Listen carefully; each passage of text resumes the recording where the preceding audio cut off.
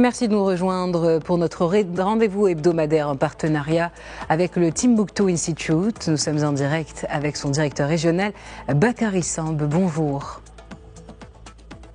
Bonjour. Alors, docteur Bakary Samb, depuis début mars, le Canada a lancé officiellement une stratégie mondiale pour l'Afrique. Alors, que signifie selon vous cette initiative ? Oui, en fait, le Canada a compris par cette stratégie que les pays africains et les institutions évoluaient très rapidement et ils devaient aller vers un engagement plus important et puis dans un contexte de volatilité économique et géopolitique mondiale.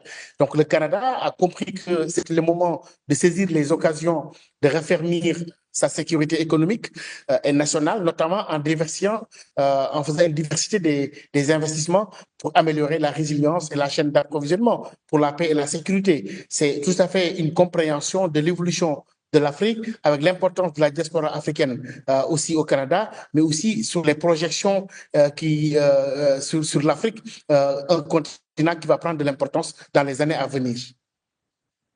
Alors, docteur Samb, des initiatives similaires ont eu lieu aussi dans le passé, notamment des stratégies concernant le Sahel qui ont été lancées par plusieurs pays, plusieurs puissances et organisations.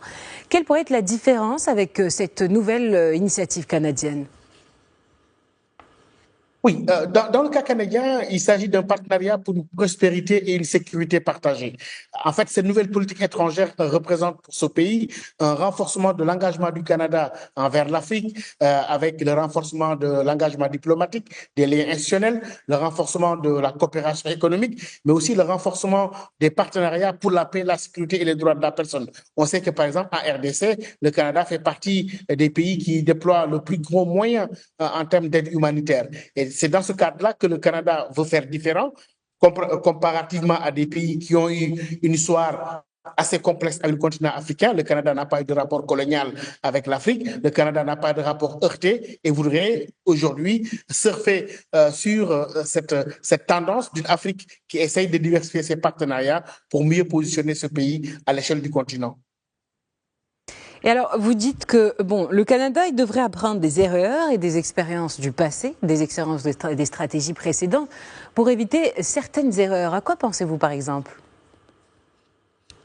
Oui, je pense que quand on écoute la ministre des Affaires étrangères du Canada, Madame Mélanie Joly, qui dit que, en fait, ce qu'il souhaite, c'est de bâtir un avenir meilleur et plus prospère pour les Canadiens, mais aussi pour les Africains, mais aussi que le Canada puisse tirer parti des partenariats à longue date. Et que, au niveau de la promotion des exportations aussi, c'est le même discours, avec un engagement qui ne consiste pas seulement à réaliser des gains économiques, mais à apporter aussi une aide, mais aussi à construire un avenir où le Canada et l'Afrique vont prospérer ensemble. C'est le mot qu'ils ont utilisé. Et je crois que ceci s'inscrit dans une longue tradition de coopération. Comme le dit le ministre du Développement international, Ahmed Hussein, c'est que le Canada collabore avec les pays africains depuis plus de 70 ans, avec des relations solides et durables, mais en parfaite compréhension de nouveaux enjeux et surtout de l'enjeu de ce positionnement-là dans une Afrique qui cherche à tirer son épingle du grand jeu international actuellement en cours sur le plan dans notre monde actuel. Eh bien, merci Bakary Samb pour toutes ces précisions. Je rappelle que vous êtes directeur régional du Timbuktu Institute.